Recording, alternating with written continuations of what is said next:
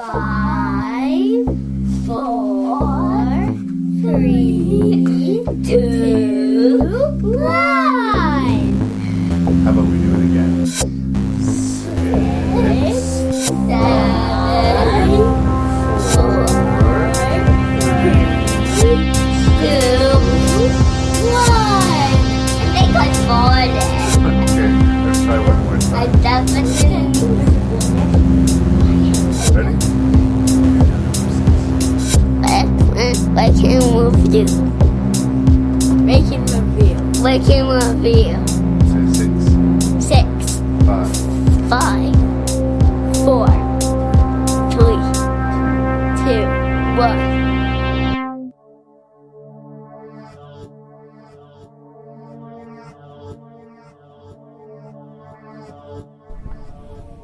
Hello and welcome to the 98th episode of Rank and Review.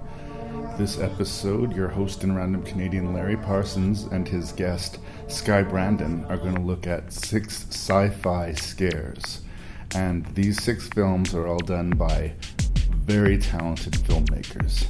So we're going to call this one a Director Masterclass edition. It's great to have Skye back on the show, and it's great to talk about these 6 towering pieces of science fiction. Now, it's interesting to me that when you have filmmakers who have won their Oscars, who have made their classics, who have established themselves, they're going to tackle science fiction, they're going to tackle the most difficult genre ever. But because they are who they are, they get the greatest cast, the greatest budget, and the greatest production design available. What they do with it is what we're going to discuss this week. As usual, I'm going to warn you about spoilers, and I'm going to warn you about coarse language. And as usual, I'm going to thank you so much for listening to Rank and Review. And I'm going to encourage you to send me feedback at rankandreview@gmail.com. That's RANKNREVIEW. I anticipate people disagreeing with me this week. Sit back, relax, and enjoy the 98th episode of Rank and Review.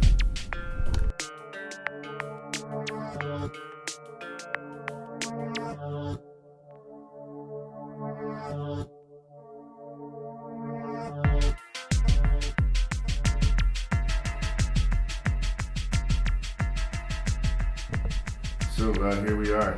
Skye Brandon, he came back. He's back again. He said it. He meant it. He's doing it.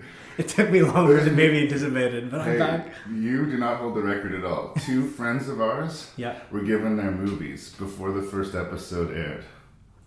Okay? Mm-hmm. This is going to be episode 98. They still haven't. They still have not watched the movies, or admitted, you can tell me after we're recording who they are. or admitted that they won't watch the movies. They just have them. They just claim no ownership now.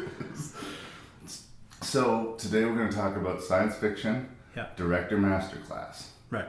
They're all pretty, for the most part, pretty ambitious science fiction movies, and they are all made from directors who have either had great success in the genre or are generally considered awesome. Yeah. And some interesting adaptations, either of previous films or books, or a combination of both. So I talked to you a little bit before we started recording, but for me, when you're working on a tableau as big as this, I understand that science fiction is the hardest genre, period. It just is. It's the toughest nut to crack. But to me, if you are James Cameron, or, Ridley Scott, or, you're this name, you're the guy who made Terminator, you're the guy who made Blade Runner, and you have a $200 million budget to make a movie. Expectation levels are high. My expectations go up. Yeah. I have this real worry that I'm going to come off super snobby this episode. Because a few episodes ago I was telling you all the reasons why you should look past all of the problems in Deep Star 6 and just enjoy this 80s monster movie for what it is, right? They had no money. They were trying so hard, you guys.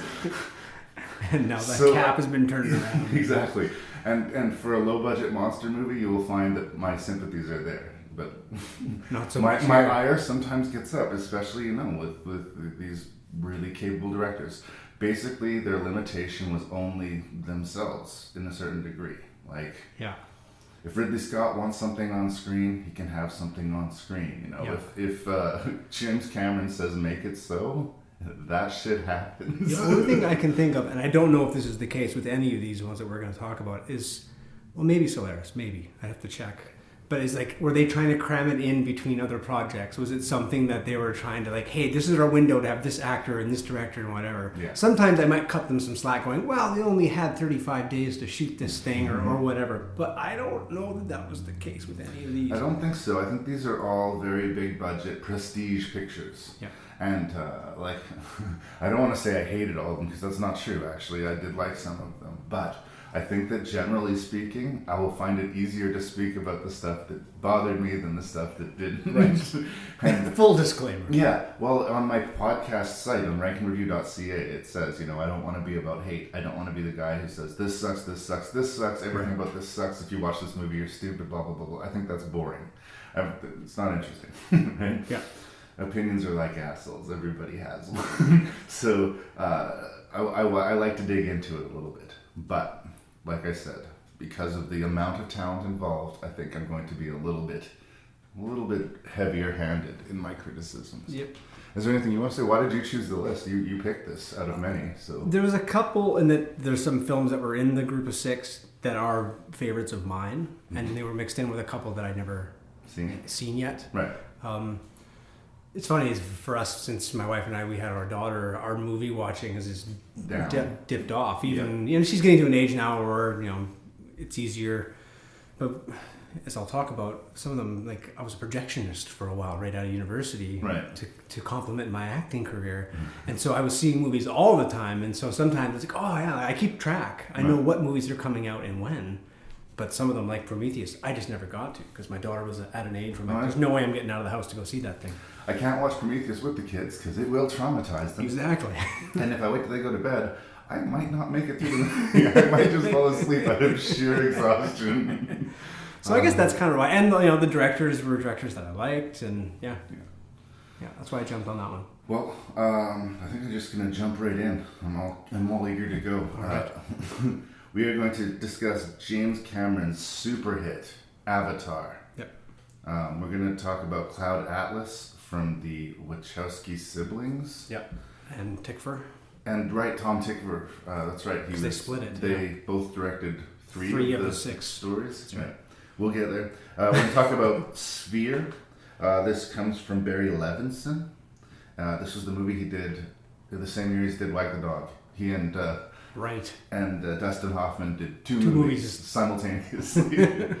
They were waiting for the special effects to finish on Sphere, so they shot another movie. Steven Soderbergh doing a remake of a Stanislav Lem science fiction film called Solaris. Ridley Scott's prequel to the Alien franchise Prometheus. Good timing on that. To get sequelized. Yeah, later this month. Coming out like in 2 weeks. Yeah, May 19 or something. And then we're going to close with Christopher Nolan's Inception.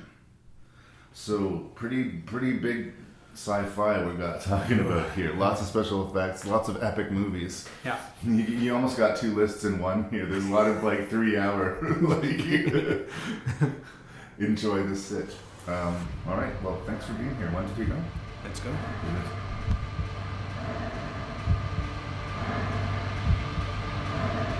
This is great.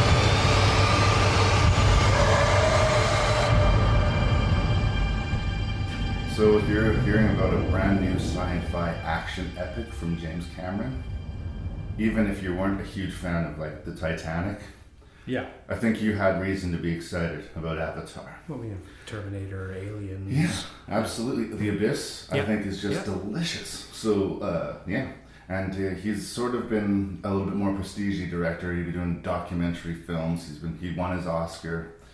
2009, Avatar arrives, and until that point, I guess Titanic, I think, had been the highest-grossing film. Was it still? Maybe, it could have been. He may have broken his own record because Avatar... Worldwide, maybe. Hey? Yeah. Avatar was a monster hit. Yeah. And I remember seeing it in the theater, and I remember being swept up in just the technology. Like, I realized that it's not Gollum. It's not like, these completely CG created creatures.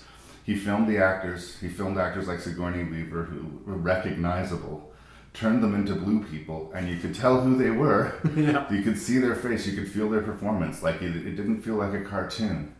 And they introduced us to this world of Pandora, which is richly populated with crazy aliens, very tribal, I think it's fair to say, alien species that lives there. And we have the classic sort of crash of technology and nature. I came out of the theater and I could not make any argument against the feat of the special effects.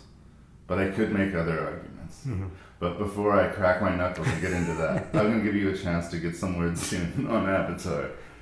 Well, when it came out, we had recently moved to Ontario, and we got to it not when it first came out. I think it was, I'd been out for a few weeks and was getting lots of buzz, and then some friends had seen it, and they're like, no, you really should try to see it in the movie theater. You won't have the same experience if you see it at home, no matter how good your TV is. Right. So we made the drive to Kitchener-Waterloo and watched it in 3D on a big screen, and yeah, I'm glad we did. I can remember going, that was pretty jaw-droppingly amazing. For me, it's as much about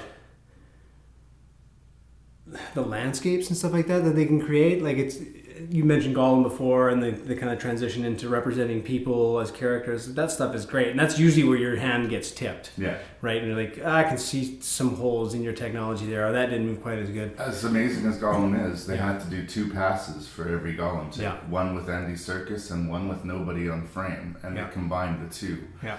In this technology, Yeah. what you do, you can look at a monitor and your character will mimic your movement. It's right there. Exactly. So it's amazing tech. It really is. The story, and I guess I remember making the joke, and I don't think I was the only other person who did it. It was like, it's like Dances with Wolves in space. Like, it is that, and I think we'll keep seeing stories like that because we keep doing shit like this, where in terms of, I can see people like, and indigenous people, and I don't know if that was something that James Cameron was setting out explicitly to do, but it certainly got turned into that and became this kind of nature movie, and then all of a sudden he was getting invited to like mining sites. I remember he came to Alberta, and it's a multi-million-dollar Fern Gully. Yeah, it really is. Yeah. But I think Fern Gully might have been a little bit more narratively complex. Yes. Yeah. You're going exactly where I'm going. It's astonishing to me that the same man who wrote a screenplay as original and tight and like perfectly serviceable as the original Terminator, wrote Avatar. Yeah, it's a bit on the. It's embarrassing at times. Yeah. It really, really is. And I understand you're working in broad strokes, and that action doesn't necessarily always have to, move you to your soul. But I get the feeling like Cameron was trying to stir us to our soul. Right. This huge tree of life that the Na'vi people sort of base their entire culture around, right? Well, when the evil forces of man shows up, and yes, you're absolutely right, in this movie, man is the invader. Yeah. And I understand the allegory of that. Like, we show up in a place that didn't belong to us and we utterly fuck it up. Yeah. Where it gets offensive is if you do take this sort of native allegory at all seriously. Right, I think I know what you mean. Yeah. I think that it becomes actually straight up offensive. I'm not going to speak on behalf of indigenous people. Right. But a white man turns into this green creature so he can infiltrate the Na'vi tribe. Yeah. In 3 months, he masters their entire culture, basically becomes their de facto leader, and then leads them on a rebellion against the evil machines. Okay, that's already. I think I've got some real issues with that, but we've been there before. You could at least say, okay, well, narratively. But as a storyteller, as a screenplay writer, The stories that should be told here. Our main character, I'm all over the place, I know. He is in a wheelchair. His body is broken. When he's in the avatar, he can run, he can do whatever he wants to do. And a classic sort of story structure would say that he would learn at the end of the day that he doesn't need to be the avatar to be a heroic figure. Right. That does not happen. No, not at all. He gives up his human body and becomes the... It would be one thing to say, okay, he manages to master this entire quote-unquote primitive culture in 3 months. That's kind of condescending, I think. But we've seen stories like this in the past, so I can say, okay, well, I will just try and deal with it. Then we come to the slaughter of the Na'vi people and the destruction of that tree. Like, their most sacred religious, for lack of a better term, place is destroyed. Their population is decimated. Mm-hmm. And then Sigourney Weaver dies. A white character dies, and our main character is like, now it's fucking on. Right. Like, just basic story beats, this movie is crippled by. And no matter how pretty it is, I can't get past it. Yep. Giovanni Ribisi, I think, is a very strong actor. I don't know what he's doing in the movie. He doesn't really have much to do. He doesn't do much service to the plot, even. He gives out a little bit of exposition about the wheres and whys they're there, and he has to choke down all the unobtainium dialogue. Yeah. Because the magical ingredient, the MacGuffin that the humanity is after on this planet is literally called unobtainium. Yeah. Maybe it was the placeholder. Like, exactly. And then he just got another. Doesn't that feel like he's like, well, this very sacred ore, and then he puts in quotes in the script, unobtainable. Yeah, right. Like, this is the pure. That's the reason that we're here. Like, I remember watching in the theater, seeing all this 3D effects. There's an amazing scene where the main villain's inside a giant robot, and he checks himself in the rearview mirror, and he got the split focus, and like, I see amazing technical filmmaking going on, and I cannot believe how empty the script is. It is shocking. Well, I think too, because in the correct me if I'm wrong. Did Hurt Locker end up winning Best Picture as well, or did Bigelow only get Director and Avatar got Picture? No, I think Hurt Locker got Best Picture as well. Yeah. So I remember there's this big push like, oh, this is me, but I think that might be part of the reason why is there's enough people going, well, hold on. Yes, it does look great. Yeah. Like, and I will not say otherwise. Like, it looks amazing. Yeah. But it looks amazing. But the animals on this planet, that James Cameron designed, for lack of a better word, they seem to be a modern animal with some kind of dinosaur-like affectation and extra limbs. So I have these weird, large Trojan horse-looking things, but they have 8 or 6 legs instead of 4. You got these weird pterodactyl things, but they have 2 sets of wings, and like, it just seemed like things that got cut and pasted together in a computer. Like, and as soon as we got introduced to the big flying thing, it's like, well, if he doesn't get on that thing, I'll be disappointed. Because you've tipped your hand so much at this point, I'll be disappointed if he doesn't. Mm-hmm. So that was 2009. Yeah. Here we are in 2017. James Cameron is going to dedicate likely the next 10 years of his career to making 4 more Avatar movies. And word on the street is he's largely going to be dismissing the events of the first Avatar movie. It's interesting to me that you'll make like the quote most financially successful movie of all time, but then when you make the sequel, don't acknowledge it. I think if that's true, and who knows if it is or not, if that's true, then Jim Cameron knows that he failed on that screenplay. Right, somewhere deep down inside, he knows I can write a better story. But if you're Jim Cameron, you can make a movie that is so dazzling with effects that the fact that your screenplay is terrible gets missed by most of the people who watch it. Yeah. No, when I watched it, heartbreaking to me. Yeah. Because I know people love the shit out of Avatar, and for me, it is frustrating. Well, when I watched it in preparation to chat with you, I watched it with my daughter because she's older now, and so she hadn't seen it. And she was probably amazed. She quite enjoyed it. Yeah, she was. I'm like, oh yeah, okay. No, it's ticking all these boxes.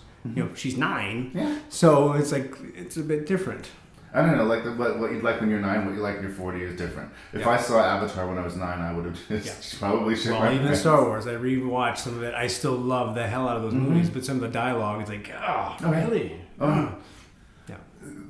I realize, like, is part of this the loss of my childlike sense of wonder? This conversation has taken a psychological turn. It's true, but like, I don't, like I say, like to be all negative about movies. And this is one of the bigger ones on this list as far as me almost like, hate's a strong word because, like I say, it is, you could turn the sound off. You could play your favorite music and you could just be like, whoa, right? Like, it is technically an achievement. Like, and you could not say that James Cameron was not a talented filmmaker. But I am shocked that such a talented filmmaker with all the money in the world, any whim, any personnel he wants to get your dream on screen. Avatar is his dream on screen. And it's sort of, I think for me, a marker of how far a once truly great filmmaker has fallen. I'm sorry. Yeah. Like, look at those first few movies. Terminator, Aliens, The Abyss. Yeah. Like, damn. So I'm not anxiously anticipating the Avatar sequels. I mean, if and when they finally show up. If they do, I think I'll probably end up seeing them when they do come out, only because now my daughter has watched this on one board, and yeah. that was pretty cool. Yeah.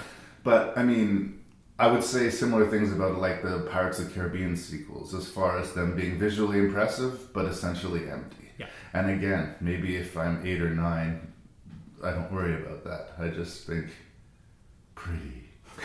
But for me, I need more than pretty. That's it. The music from my dream. There are whole movements I wrote imagining us meeting again and again in different lives, in different ages. I can't explain it, but I knew when I opened that door. A powerful deja vu ran through my bones. I heard it in a dream. I was in a nightmarish cafe, and the waitresses, they all had the same face. No reason to hide. I know you are Sonmi 451.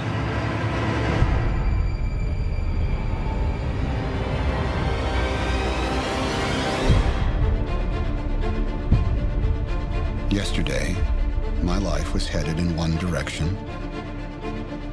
Today, it is headed in another. You ever think the universe was against you? Fear, belief, love, phenomena that determine the course of our lives. These forces begin long before we are born and continue after we perish. So, from a visually spectacular movie to another visually spectacularly movie. But what the Wachowskis' Cloud Atlas has that I think that Avatar was sorely lacking is some originality and real gutsy, ambitious sci-fi.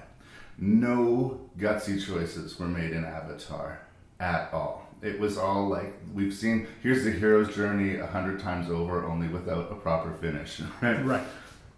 Cloud Atlas is going to tell 6 stories over 6 timelines with 8 actors playing different parts and different ethnicities through each of these timelines. Yep.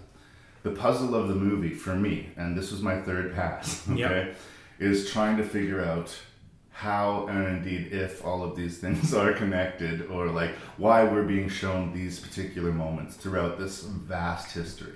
And when I say vast history, I mean, I think the earliest story takes place on a slave ship. Yeah, and The latest story is they've stopped counting years, but it's some post-apocalyptic. I think I did the math. I figured it out, and I think that 1849 is the Pacific Isles ship, and then it's 1936, 1973, 2012. Which was modern for when the movie was released. And then the Neo-Soul stuff was 2144, and then it goes 106 winters after the fall. So it's like another 6 years after whatever cataclysmic is when we kind of get that framing device of Tom Hanks as the old guy telling the story to the kids.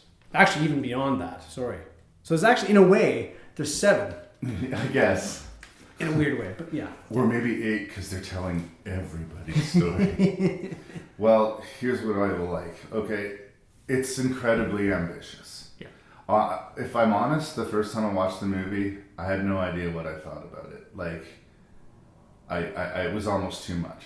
It was like, it would give me a lot to stew on, it would give me a lot to think of. I know the Wachowskis are talented visual filmmakers, and Tom Tykwer.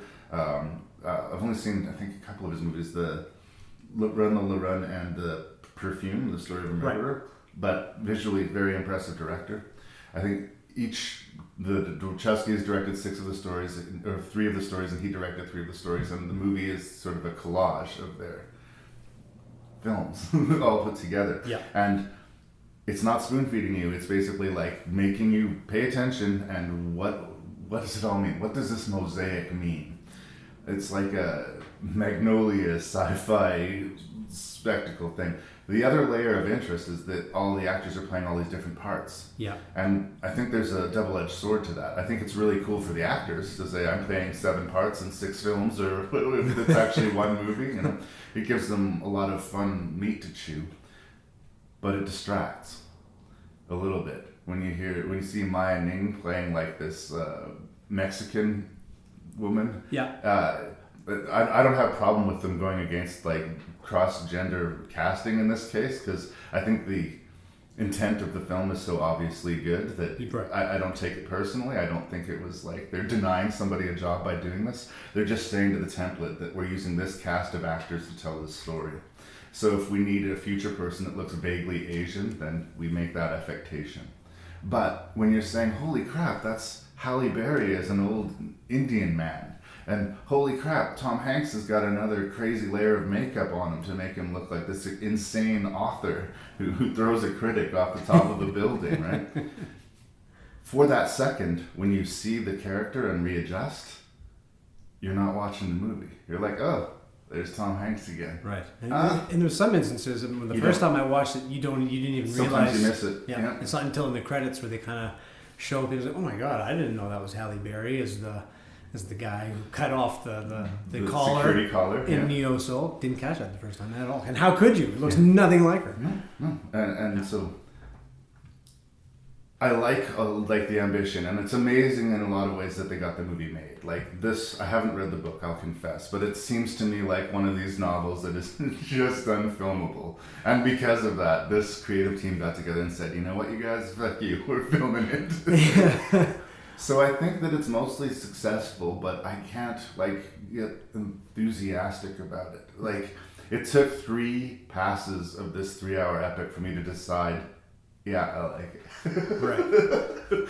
So I think that the intention was, when you sat down, to just have your mind blown through the back of the theater. I don't know that it achieves that, but it definitely earns the right to say, give it its day in court. I think it is a totally worthy watch. But I'm here to get your opinion. This one's high on my list. I love ambitious filmmaking. I don't think a play or a movie or a piece of art has to apologize to make its audience work. I'd rather that than Avatar. Avatar, absolutely. Respect me. The first time I saw it, I was in Michigan. I was doing the Stratford Festival does this Michigan residency every year in October where they take 12 actors, 2 teams of 6. And one group goes to one section of Michigan and the other 6 go another route. And you go out over 1 to 2 weeks usually 2, and you're put in a pair of 2. You got your teams, and you do workshops with schools, elementary, high school, university. And we were in, I have to look at the day to remember what city. It's when Obama got reelected too. Okay. We were in Michigan. And it was in the movie theater across the street from the hotel we were in. So the 6 of us went across and watched it. I had just seen some trailers, didn't know the book. Yeah. And I was like, that was amazing. I know I did not get all that movie. No. I'll have to watch it again someday. But that was, holy crap, what did I just watch? Yeah. And the next day I'm at a point of going to a bookstore. And getting a copy. In the mall. I didn't buy the book, but I sought it out. I'm like, there it is. And I picked up the book. How the hell is this book structured? And it is different. And it starts with the slave ship, and it goes chronologically into the future. And you get the whole future story in the middle, and then it starts working backwards again to finish the story back at the slave ship. Yeah. That's the structure. Yeah. where I think they realized that to film it, they needed to make it maybe a bit more visually. Maybe they didn't have to. Maybe they didn't have to do that. But they've obviously interwoven the stories. Yeah. And where all the main characters in each one had the comet birthmark as the mark of reincarnation, and each one of them, that kind of goes out the window because they've got people who had the birthmark in one timeline. And then we see them again. We see them again as someone who doesn't have the birthmark. So where in the book it seems like this person keeps getting reincarnated in different genders, places in the world as the story goes through. This is like everyone's kind of mixed in a weird way. They collaged it, yeah. And in some instances, it works well in that Tom Hanks's journey, if you try to look at the main characters as a journey through time, he starts as this horrible doctor who's poisoning this guy to get all his goods. And then by the end of his journey, way in the future, he's kind of turned into this guy who finally did the right thing. And now he's this old man telling the story. He's come out the other side. Well, that's where Hugo Weaving is just fucking bad. Across the board. Yeah.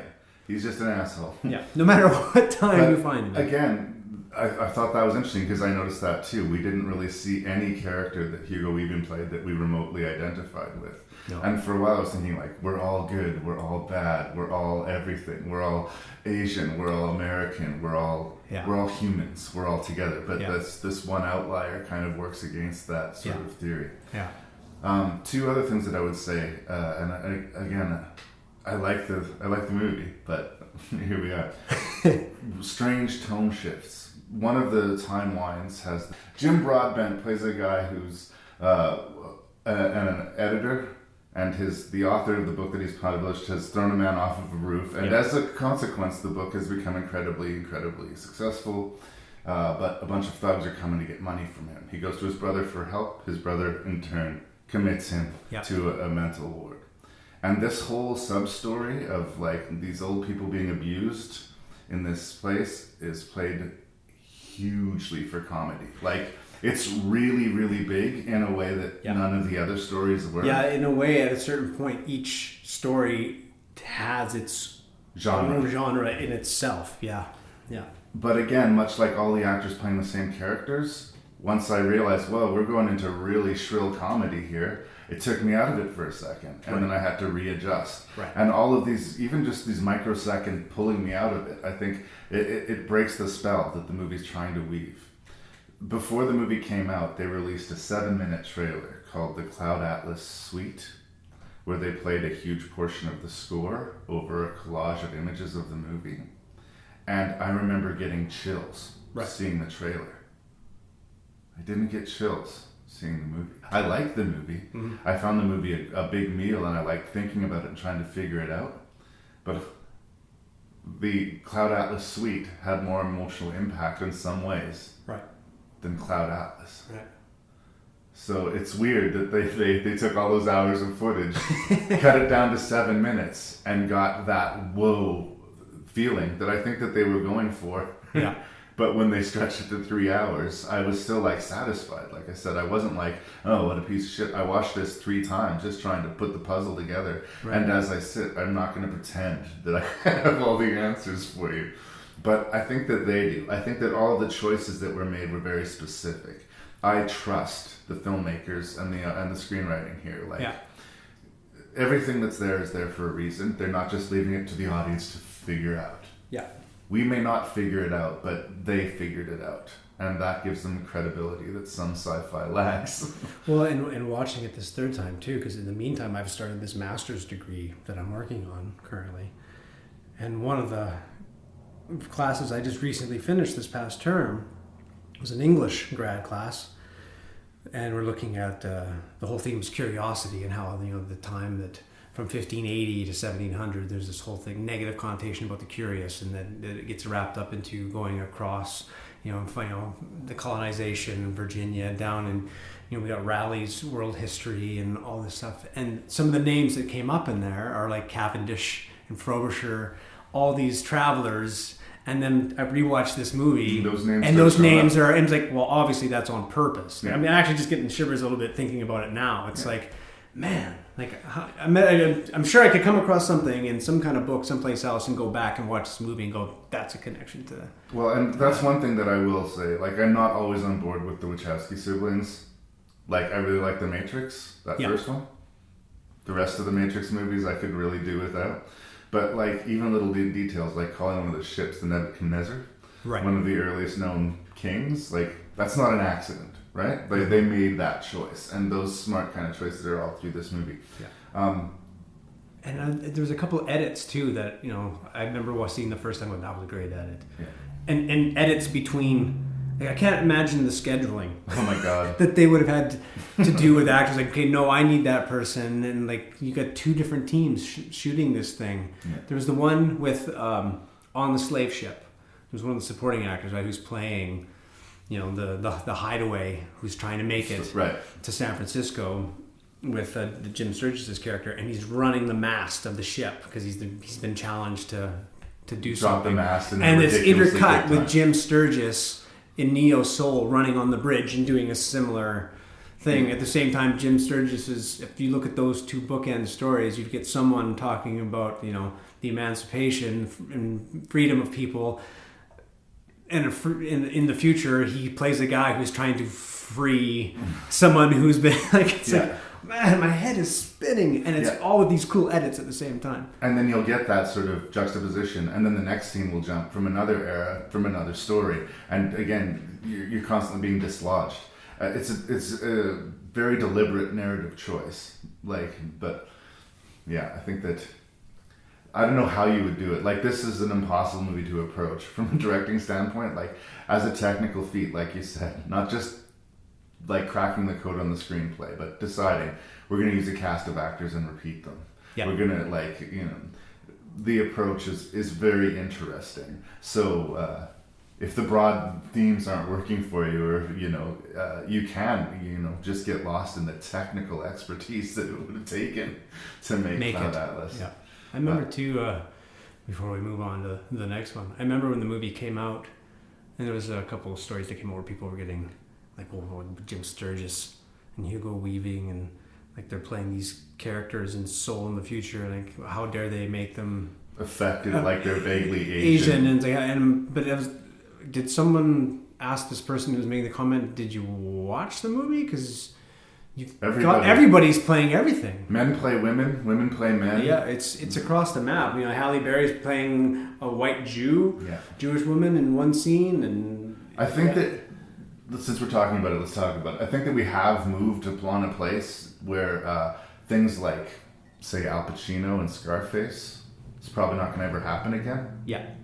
If you want to tell a story of a Spanish or Mexican immigrant who comes into the United States and takes over the world of organized crime, go ahead and hire a Mexican actor, okay? Like, it just makes sense. Yeah. And it's the same thing, it's all the time with gay characters in big Hollywood movies. They have that gay friend, almost always played by a straight actor. Why? Is there a shortage of gay actors in Los Angeles? But overall, generally speaking, I'm not offended by this. Like, I say cast the right person for the part, in which case, if you're casting a drag queen would probably make a lot of sense, right? But I think it's where your heart's at. I think if only one of these characters had that affected thing to it, we would all go, what was that about? But clearly this sort of kaleidoscopic, epic vision that they were doing, and the conscious choice to use the same actors and the same characters, it was an artistic choice. It wasn't saying anything about it wasn't even saying we're all the same necessarily. It was just like, if you were doing a play and you had a troupe of actors, you had 9 actors and you're doing a play that had 30 characters in it, right? Well, some people are going to be doing more than one job. Yeah. And they sort of approached it that way. They didn't have to. They made that choice. Yeah. And I'm glad that they did. Yeah.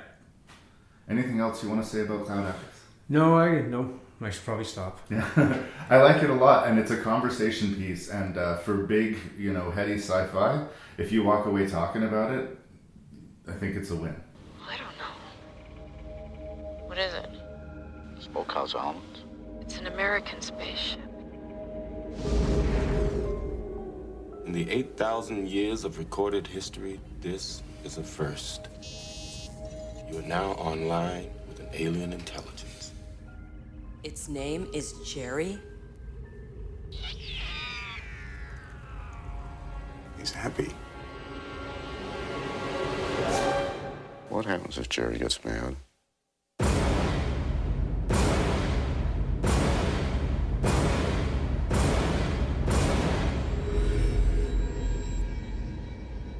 Hey guys, I'm getting a reading on the sonar.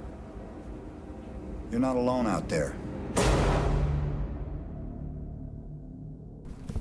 So, 1999 was probably one of the best years for cinema, that we've been alive. 1998, the year immediately preceding it. Not so much? Not so much. Usually you have a year like 1999, you figure it's a good sign for cinema. Was it 77? Was another one of those big Hollywood years where everyone said, that's just an amazing year for movies. Yeah. And it's going to show us where movies are headed. And in the next few years, we just get nothing. So always be wary if you have an insanely good year of film because you're going to have a sit. But anyway, in 1998, Barry Levinson, who's a filmmaker who I like, put together a cast of Sam Jackson, who I like, Sharon Stone, who I usually like. Sometimes she kind of rubs me the wrong way, but most of the time I think she's on point as an actress. And the famously difficult Dustin Hoffman. And this was in the phase where he was playing the 50-year-old 5'0" action star. He was doing movies like Outbreak. Yeah, that was 96. Yeah, I think. Yeah. And so he's a prestige Oscar actor, but he's sort of trying to he's taking Tom Cruise roles for some reason for this period in the late 90s. So here comes Sphere, based off of a Michael Crichton novel, which I remember reading, I think maybe when I was in high school, because right around the time Jurassic Park came out, I decided that Michael Crichton was cool. And then I read 3 or 4 books, and I decided adaptations of Michael Crichton are cool. So, He's going to read everything. Yeah, exactly. But basically, an object is discovered under the Pacific Ocean. They assume it's a spacecraft. But the military wants to know what the hell is up, and they get a team of specialists to come in and crack this code. So we have this long, sort of drawn-out journey, epic journey to get to the sphere and to sort of see what it is they're dealing with. What happens to me in this sort of weird conglomeration is I've got some Abyss vibes here, and I've got a little bit of 2001 with this communication with what seems to be an alien intelligence, and then this weird manifestation of the fears of the people that we start seeing here. Right. But at the end of the day, and like I say, I like everybody involved, this seems like a 2-hour conversation about a science fiction movie, more than it feels like a science fiction movie. They're constantly talking about what is happening, what should we do, what'll happen if we do that. Right? And we're being talked through the whole movie, and sci-fi is a visual medium. Barry Levinson has given us some really interesting films. Like, this is a guy who will do anything, and that's what I respect about him. Like I said, the same year he made Sphere, he made Wag the Dog. Unfortunately, I think Wag the Dog is an amazing film, and I think Sphere, despite the talent involved, is kind of boring. Well, once they kind of... people start dying off. Liev Schreiber's in there, and I found it somewhat interesting, and that they've assembled this team based on Dustin Hoffman's character's recommendation, and he keeps having this conversation. Look, I just made up this fucking report because they asked me to make up a report. I didn't actually think that someday we would get called in, and here we are working as a team. If we meet an alien intelligence, we're going to need a psychologist, we're going to need a mathematician, we're going to need a physicist, we're going to need I mean, I understand that as a theoretical, but just because you're the guy who wrote that paper doesn't mean you're the guy to shake hands with E.T. or whatever this turns out to be. And I do appreciate that they set that up going who thought this was ever going to happen? Right. So you don't have this crack team that's like, here we are, we know what we're going to do. No. They don't even know why they're being assembled for the first part of the movie. In a weird way, I do like it. And sometimes you'll have like a military in charge, like the Peter Coyote character, unfazable, unshakable. Let's blow it up, right? Yeah. We didn't have that. Stephen Lang in Avatar. Exactly, right? But we didn't have that necessarily here. Everybody wanted to solve this mystery, and it was an interesting mystery, and it was a good cast. So I kept on But then what bugged me is it's just here's this they're here, they are, they're down underwater.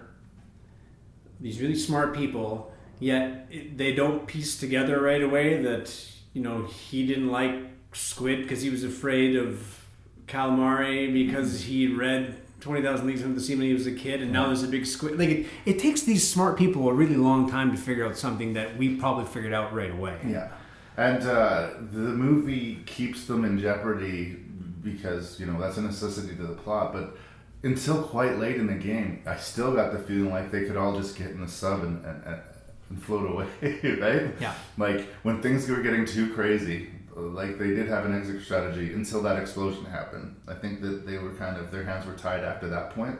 Yeah. But a lot of creepy shit had happened before then.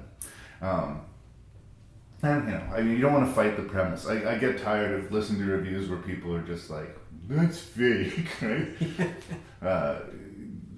Why do they stay and talk to this intelligence? Because I think, and this might be the missed opportunity of this movie, and it's going to echo in another movie that we're going to talk about later, the idea of talking to this intelligence, whether it be alien, whether it be like a ghost in the machine, like an artificial intelligence came in a machine, we sort of are told that this is in fact a time machine.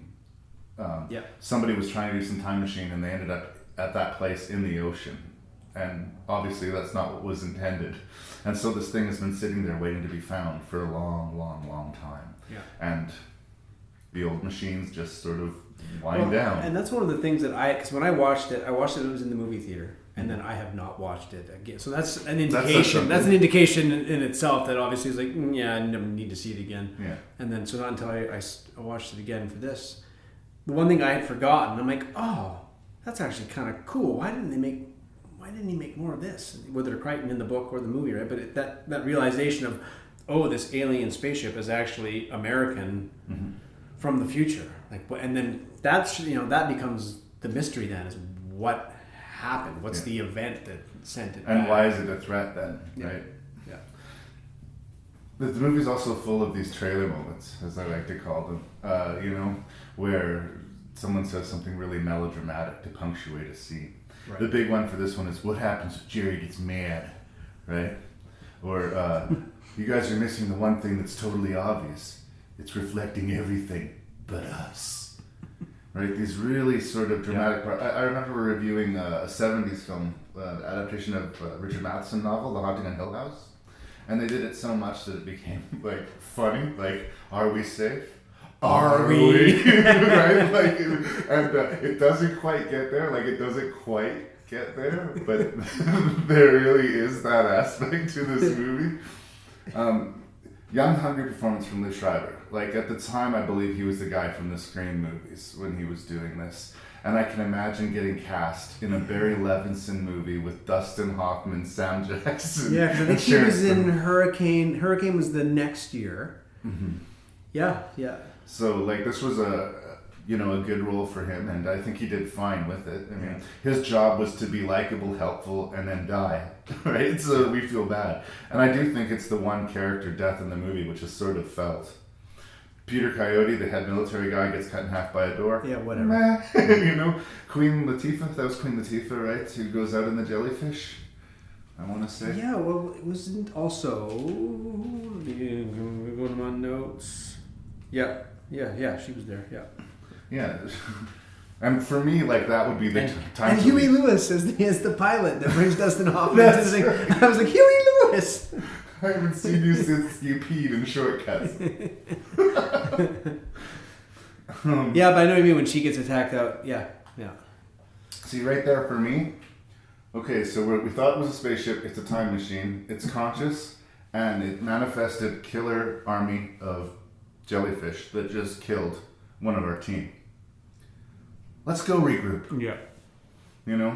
And it would have been a really easy plot thing to say they couldn't. There was a storm up top, or, their equipment was being fucked with by Jerry, or. Right? Yeah. I don't know. I think that there was so much air in the proceedings that I was constantly just wanting the movie to get energized, wanting the movie to be more exciting than it was. Because I don't think Sphere is one of the best Crichton novels necessarily, but on paper, it sounds like it would be a compelling story. And with that cast, I think that people might have been right to, get a little bit excited about seeing this Sphere movie. And that's the essential missing ingredient. it's not an exciting movie. It's telling an interesting story with a capable cast, but there is no life to it. There's this weird coldness throughout the whole thing where I don't feel anything. Like I say, that moment where Liv Schreiber dies, and it's mainly because of how bad a death it would be. Like, he gets pinned down by this piece of equipment that falls down during the explosion, and he can see through a metal grate this burst of flame coming up towards him, and he basically gets burned alive, screaming. Like, it's a bad way to go. And it's hard not to empathize with that, you know? I might take fire over being fed to a shark, but like, it's 6 of one, half a dozen of the other. Either way, you're not having a good day. I think part of the problem for me too, this one and some of the other ones too, it's very important. Some of the other ones, you kind of have this male character who has obviously, it's a bit different in this one, but you know, he and Sharon Stone's characters used to be a couple, and so they've kind of, there's this personal story that's going on under the umbrella of the bigger one, which is much less interesting than the bigger story. But yes. And I guess maybe it's in part I don't buy that relationship or a past story between those two, and then as a result it falls flat. There is something about the female character in especially this type of dynamic where it's almost all men and it's very highly militarized. Where I find that we'll talk about this with Charlize Theron in Prometheus. They feel this need to make it a really cold robotic performance. Like in order to play with the boys, they have to just shut everything off, you know, and just become this cold fish.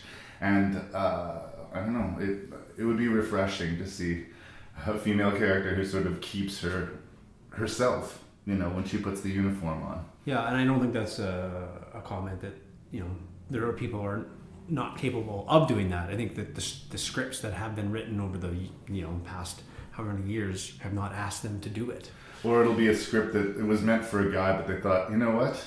We need to get some women in this or we're going to be accused of being sexist. So let's give Sharon Stone's agent a call. You know, she was a female character in the book as well. But I'm just saying that does happen a lot of times. As originally planned, the character was imagined to be male, but they decide, you know what? You know, let's switch it up. In the end, does the motivation change significantly if it's a man or a woman? The motivation maybe won't, but the characterization should. Right. Yeah. So says Larry.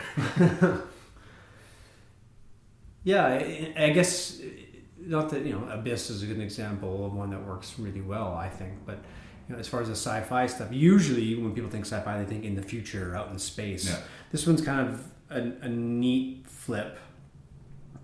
And Cloud Atlas kind of has it in part of some of its stories, because some of them are very what you'd expect sci-fi, but it's kind of interesting about, no, here's a science fiction story that's on Earth. Yeah.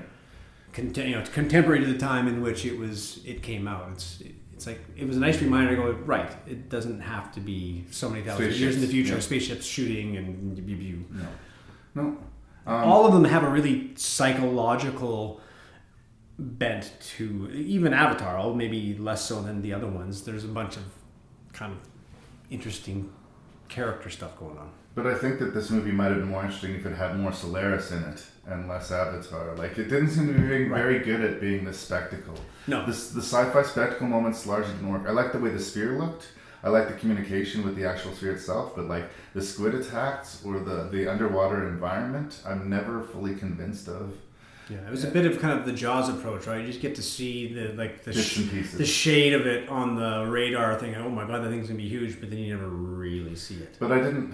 And maybe this is me, but for me, it didn't seem like, oh, they're playing with our expectations. It felt like Barry Levinson doesn't know how to handle a squid attack, so he's not going to show us the squid attack. And I say that as a fan of Barry Levinson. Like, I'm not a fan of Sphere, but he has made fantastic movies. So due respect.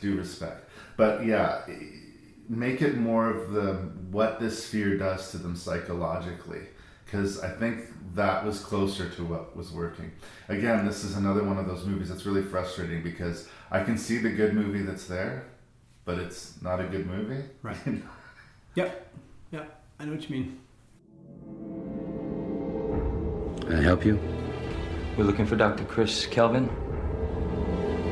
We've received no contact from the Solaris expedition for 6 months. Why not send in the security force? We did.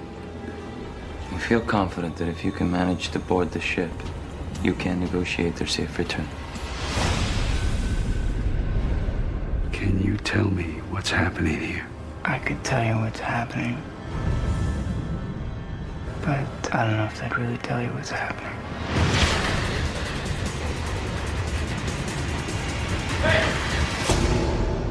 That's not my son. My son is on Earth. And that's not your wife. Where did you come from? They are part of Solaris. From Academy Award winners James Cameron and Steven Soderbergh. How long do you think you can go without sleep? Whatever you desire. You're being manipulated. Whatever you fear. Don't leave me! Don't leave me! It's not human and I'm threatened by that! Whatever you think. She's alive. Becomes real. For all we know, it's driving us crazy so we can watch us kill each other. What does Solaris want from us? If you keep thinking there's a solution, you'll die here. What if what's happening here started happening on Earth? George Clooney. Please, no! Unlock the door! You don't know what you're in for.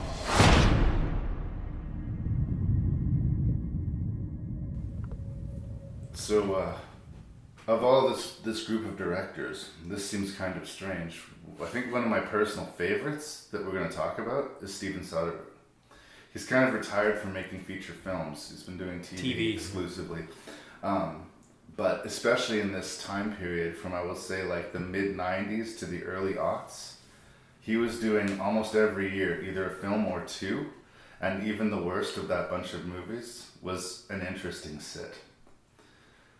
Solaris is a remake / sort of reinterpretation of the Stanisław Lem sci-fi classic, and I remember renting the original from the library. And you've seen I watched it on VHS in the 1900s. Okay, I was a much younger person, and to be honest, I watched the whole thing like a good student, but I didn't understand it. I don't think it really penetrated me.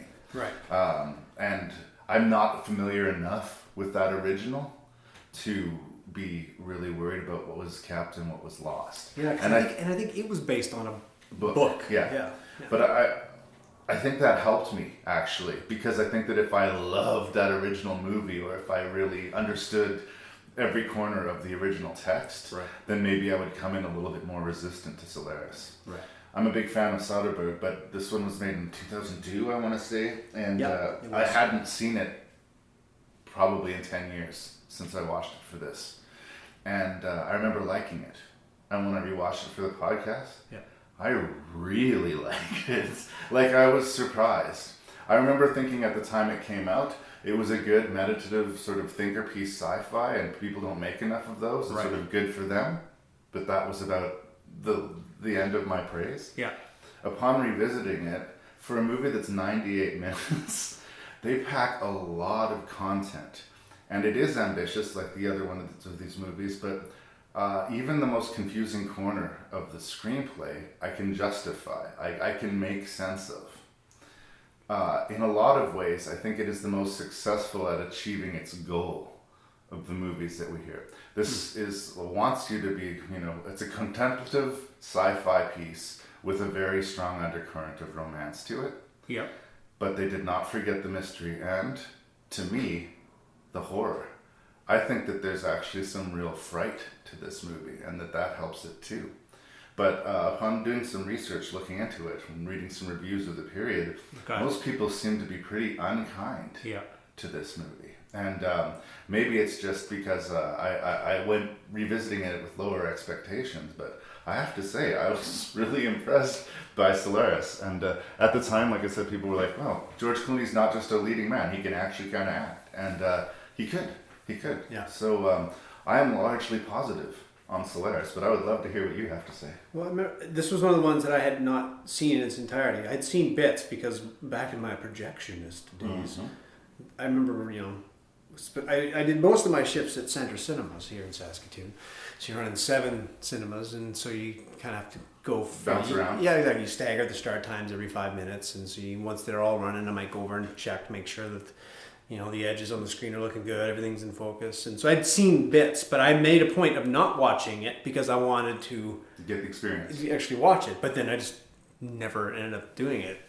I watched this one and Sphere were the first two I watched getting ready for this, and like, this is interesting. You know, two psychologists like let's send Dustin Hoffman into deep water. You know, he's the psychologist. Now we got George Clooney being sent into space. We need him to. He's been figure out why these people are getting space madness. Yeah, they're not. You know, they're not calling back. We don't know what's going on out there. We need you to save it. And like what like Viola Davis before anyone really knew who she was. She's so good in it too. Yeah. And I watched some. There wasn't many extras on the copy I watched, but it was kind of funny to watch it. James Cameron was the producer on it, and he was trying to talk about Natasha Mahellhorn about how it's like, I think some people won't really know who she was. I'm like, she was Braveheart. She was in Truman Show by this point. Yeah. Like, what the Braveheart? Anyone remember that obscure motion picture that won Best Picture? Yeah. Jeremy Davies is kind of always Jeremy Davies for me. He kind of turned me off a little bit. But no, I love the score. I wrote down, it was Cliff Martinez. I'm like, who's this guy? You know, just sort of work with him often. I can't remember, did he do Traffic years later? No. So that got me interested. It's a slow burn, right? Yeah. It's not a shoot 'em up. Again, it was a nice reminder of sci-fi. It doesn't necessarily mean Star Trek or Star Wars all the time. It's a different type of mood. It's interesting you talking about Jeremy Davies sort of being distracting. That was one of the things that I was 100% on board with you until we learned the twist of the character. Right. Once we understood who that character was and where he was coming from, all of a sudden his constant state of confusion and fear made sense. Right? The reason that he was not able to explain to George Clooney what happening is that he had no idea what was happening. And if he told George Clooney what happened, George Clooney would very likely send him out of an airlock. Right? So I would get on board with that decision if I wasn't such a big Lost fan and knowing that he essentially does the exact same. But then he's playing a dude whose brain is being affected by the time. And you got to be careful how you cast Jeremy Davies. I agree. He does have this weird twitchy energy that he does. But I think that line that he has, I could tell you what's going on, but I don't think that would really tell you what's going on. Should have been the fucking tagline for the movie. The other movie that I ended up thinking about while I was watching this was Eternal Sunshine of the Spotless Mind. Right. George Clooney, who's the psychiatrist, sent to the planet Solaris where there's a spaceship in orbit, but the crew has gone mad, and the rescue crew that came to get them has been fended off by them. He was specifically requested by name to come and talk to him by the captain of the expedition. So George Clooney shows up and everyone's super mysterious. There's blood places, clearly there's been some violence. Jeremy Davis is this sputtering idiot who's not, he tells him things, but everything he says adds to his confusion. Viola Davis will only talk to him through a closed door. And they said, until shit starts happening to you, there is no point in us having this conversation. And then shit starts happening. Once shit starts happening to you, we will sit down, we will have a talk. But you're not going to believe a fucking word that I say until that happens, right? Yeah. And for me, that's really strong, because as a skeptical-minded person, that's kind of what I need. What's it going to take for Larry to believe in a ghost? Larry turns a corner and sees a fucking ghost. All right, checkmate, you win, ghosts exist, right? So his wife, played by Natasha Mahellhorn, who had committed suicide, we learned through a series of flashbacks, he wakes up and she is next to him. And she seems to be as confused as he. Yeah. What is going on? Is Solaris studying us? Is Solaris fending us off? Is this good for George Clooney? Is it bad for George Clooney? Reliving this terrible wound, this thing, right? Like, is it Solaris doing him a favor? Or is it tormenting him? I don't know. Yeah. I don't know it in credits. Right? Yep. But it's interesting and chilling at times that George Clooney walking down a corridor and then you see from the top screen there's a little kid all of a sudden in the grate system right above him. What the fuck is this little kid doing in this spaceship orbiting in the ass end of nowhere, right? Yeah. Just the presence of a child on board is instantly frightening because he has no business. It automatically makes you think of like Kubrick. It just does. What do you mean? It's like, and the other thing, we started this podcast talking about James Cameron and Avatar. And for me, Avatar is the exact thing that James Cameron shouldn't be doing. And Solaris is the exact thing that he should. He's got the money and the means to collect some interesting sci-fi titles and get the rights. He really liked Solaris. Yeah. Wasn't sure if he could crack that nut. But then he got Soderbergh interested and said, well, shit, you're an amazing filmmaker. So here's a bunch of money. Here's the rights to Solaris. Yeah. Go make your fucking movie. This is the James Cameron that I want to see. Because clearly James Cameron, left to his own devices, is kind of gone down an uninspiring George Lucas kind of way. Right. But if he can produce solid sci-fi like Solaris, yep, please, please, please, please, please. Yeah, there's a series, just the way that the revelations are penned out, right? Yeah. When we first see what the problem is, a ghost shows up to George Clooney. He's a shrink, he's a skeptic, he can't handle it. He can't handle it to the degree that he puts her in a ship and sends her off into the vacuum of space because he wants to deny her very existence. Like, I think that's a horrible but incredibly human response. Well, and then the fact that, she finds out about it. Well, yeah, another version of her shows comes up. along, and now you've got no choice but... Yeah, he tries to hide it. Viola Davis's character kind of spills the beans. But it's like, now you're confronted with the fact of, like, oh, sorry, my copy of my dead wife, I've already killed one version of you. Calhorn slowly realizes, okay, I'm not this girl. I'm this memory of this girl that you have. Everything I know about myself, I am getting from you, but I am not real. And she wants to die. She wants to be let go. And what's George Clooney's character going to say to that? Yeah. No. Yeah. I fucked up and I let you kill yourself. It's a chance to get her to make this up for the mistake. This is my redemption. Yeah. This is... For a 98-minute sci-fi movie, there's a lot of fucking layers here. Yeah. Does it have the scale and spectacle of some of the other movies that we've seen? No. The special effects are basically limited to the sort of beautiful, almost hallucinogenic glow of Solaris itself. Yeah. And the spaceship that's orbiting it. And obviously they had to spend some money on the sets and everything like that, but it's not about explosions. No. It's not even about fear. And then you hold that up to something like Avatar, which is really long, and you could have told that same story in an hour and a half. Absolutely. I think that I would have liked Avatar more if it was 98 minutes, to be honest. Yeah. Yeah, no, absolutely. It makes sense. So I think at the end of the day, I'm saying that I'm a big fan of Solaris. Like, when I originally came to do this list, I was like, oh... Was it kind of tossed in? Yeah, well, I mean, it's a science fiction movie made by a director that I love, so let's put it into the pool. But I surprised myself at how high it's going to end up ranking. Right. And like I said, we'll turn it all the way around to the Jeremy Davis thing. This is just one of the twists of the movie. So if I'm spoiling it for you, I apologize. But I do think you should watch it. But I love this idea for a character. Everybody's had a visitor come to them. Viola Davis's child has been returning to her. And she's been dealing with it same way George Clooney did, by killing it over and over and over again. And that is wearing on her. Basically, she's killing her own kid over and over again. Yeah. We're told that Jeremy Davis says he was visited by his brother, but it's the one visitor that we don't see. It's just an interesting thing, but there's enough going on, you don't really think about it. Yeah. And what he tells the story is like, all of a sudden, I exist. I'm in this room, and I'm trying to figure out what I'm doing here. And then this man comes attacking me, and I have to defend myself, so I kill this man. And then I realize that the man I killed was me. And that everything that I am was built out of his memories. And he's not going to have any more memories, because I just killed him.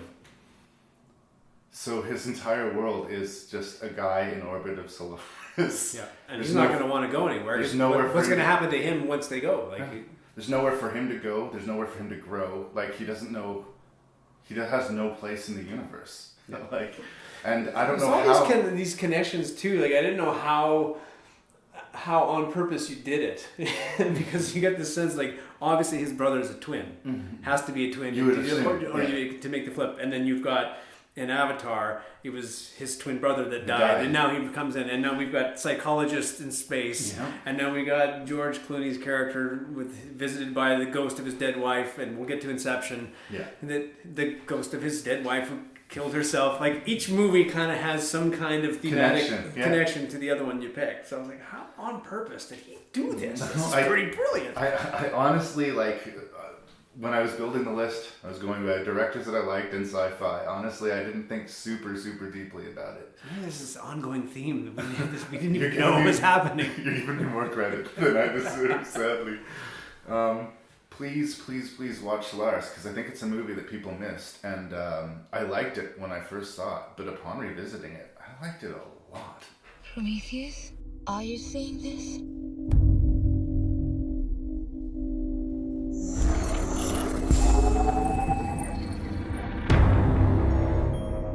Whatever that probe is picking up, it's reading life form. What do you mean a life form? Oh, the head. Changing. Changing into what? It's moving. These things moving.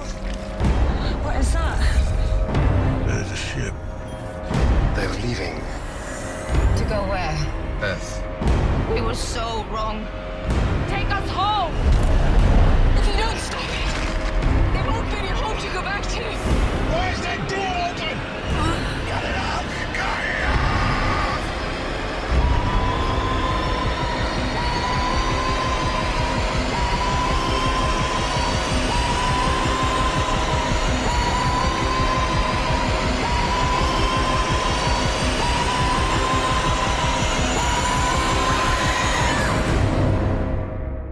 Big things have small beginnings.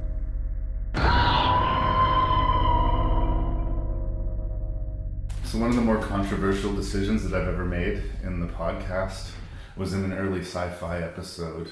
I ranked the Ridley Scott Alien number 2 on the list. I gave Philip Kaufman's Invasion of the Body Snatchers number 1 over Alien, and I heard a lot of shit about that.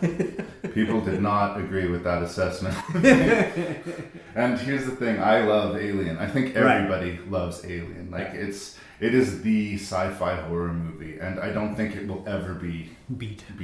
It's like the space horror movie Jaws. You're not going to try to remake Jaws. It would be a foolish thing to do, right? Yeah. And he had largely distanced himself from Ridley Scott. He largely just distanced himself from the Alien franchise, because with each perpetual sequel, things got a little bit crazier. And by this time, we were in the world of Aliens versus Predator. Which was a total schmozzle, right? Yeah. So when the announcement is made, Ridley Scott's making a prequel to Alien. Oh yeah, right. And the people are split on Damon Lindelof. You're talking about Lost in the previous. Yeah, exactly. I wrote that down. He was on this one. I'm a defender of Lost. I think that the journey is worth it. Not everything is answered, but not all of the problems with the show was the show's fault. Actors quit, writers strikes. Yeah, it's an imperfect thing. If you're basically making a movie over the period of 6 years, you're gonna weather some storms. But the fact that Lindelof was on board didn't hurt me. I agree that he's a writer who can get lost in Act 1. He's much better at the setup than the payoff. Right. But I don't think he sucks as a writer. The other screenwriter, this was his first gig, if you can believe that. He started spitballing with Ridley Scott. Ridley Scott said, "Give me a draft." And he was like, "Holy fucking shit!" So, I'll admit, when I first saw Prometheus, initially, disappointed. Right, because your expectations were high. My expectations were through the roof. Yeah. I wanted Alien, right? So I decided, well, I need to go at this again, because honestly, I saw it with my friend Paxton. Yeah. Came back to my house and we yelled at each other for like 90 minutes about like how angry we were about that movie, right? I revisited it. There's a 3-hour documentary promising we will give you some answers. They don't. They lied. They give us answers on how they made the movie, but not what the master plan was, not what the movie was about, not what the egg being cracked was, like what we were supposed to make a meal out of in this movie. I've said it before about Ridley Scott, it's all script. You can count on him bringing an able cast, and you can count on the production values being there for you. And the reason my esteem of this movie has raised some from watching that huge documentary is that there's not as much CGI in this movie as you would think. Right. A lot of those sets and a lot of those environments that I assumed they were just in a green room, because that's how shit's done now. They built a vast tunnel network. They built a huge statue of an alien head. They built environments for these actors to immerse themselves in. Awesome. That's how they did it in the 70s, because they had no other way of doing it. Right. But it worked because the actors are immersed in the environment. We get to it. It falls on the script. Where are likable characters? What are the, like, what is our journey as an audience? If not for the character, what are we to take out of this? When we walk out of Prometheus, how are we even supposed to feel? If you were to go watch that movie only to get some answers about the creation of the alien, maybe, but that's not a good enough reason for the story to exist. Like, you can't deliver a movie based on that. You have to find some kind of character arc within that. Yeah. To, at least for me, to interest me, and I guess Noomi Rapace was the one that, you know, I kind of was able to latch on to her. We're allowed to like Noomi. We're allowed to like Noomi, and that's kind of it, really. That is it. Idris Elba, I guess. Yeah, we can the captain of the ship, I guess. I like Idris Elba. I think he's a good actor. I think that here I am just dropping the actor names because I don't know the movies well enough to he's the captain. He's basically the pilot of the ship that takes them to this. Yeah. Well, here, plot. Noomi Rapace and her husband, certainly partner, they have discovered through a series of ancient ruins all over the world that there's a hieroglyph that matches, that maybe there was something from the stars that ancient people on Earth worshipped across the globe, and that it seems to be pointing them towards a constellation.